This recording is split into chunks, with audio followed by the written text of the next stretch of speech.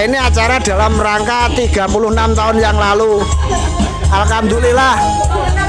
Ya. Iki wis dadi mbah-mbah iki. Mbak Uti, halo Mbak Uti, Mbak Uti. Halo Mbak Uti. Lah iko nganten anyar kok. Sicok iko nganten anyar.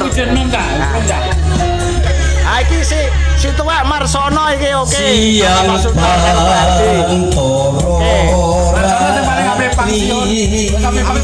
Marsono sing di sini dhewe ape pensiun Marsono. Sing ati setiaku bisa anduweni marang Sang Hyang Laksmi.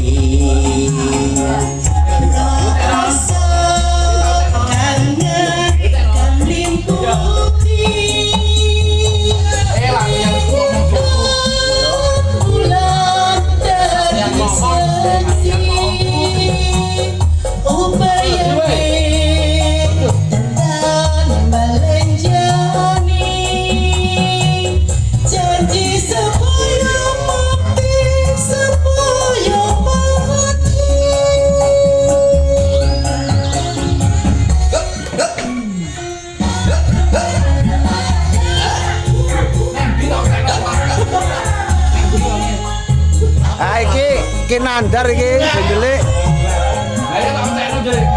Wong ayu tresnamu kinarya tampa susah ning batinku.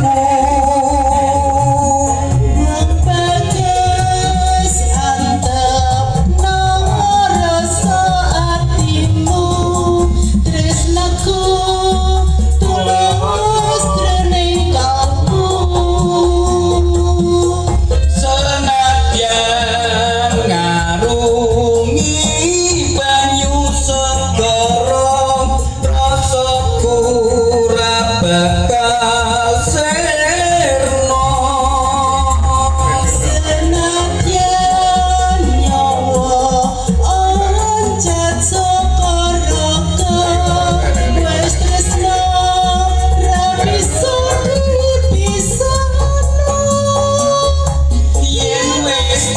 No